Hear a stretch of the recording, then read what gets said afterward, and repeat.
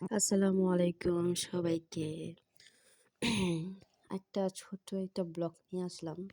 ছোট উপহার বলতে গেলে আপনাদের কাছে এটা হয়তো ছোট মনে হয়। কিন্তু আমার কাছে এটা আমার শ্বশুর দেওয়া অ্যান্ড আমার বাবার দেওয়া সবথেকে বড় গিফট। কারণ আমার ছোটখাটো গিফটগুলো আমার খুব ভাল লাগে। হোক আমার বাবার দেওয়া, হোক আমার শ্বশুরের দেওয়া। আমার বাবাই হচ্ছে আমার শ্বশুর। তাকে আমার বাবার মতন দেখি। যাই হোক, এই গত শনিবারের সময় এরকম ঠান্ডা পানিতে গোসল করার পর আমার ঠান্ডা লেগে যায়। তো আমি বলতেছিলাম আমার চুল তো ভিজা থাকে। তো সে বুঝে যায়। বুঝে যাওয়ার পরে আমার জন্য হেয়ার মেশিনটা নিয়ে আসে।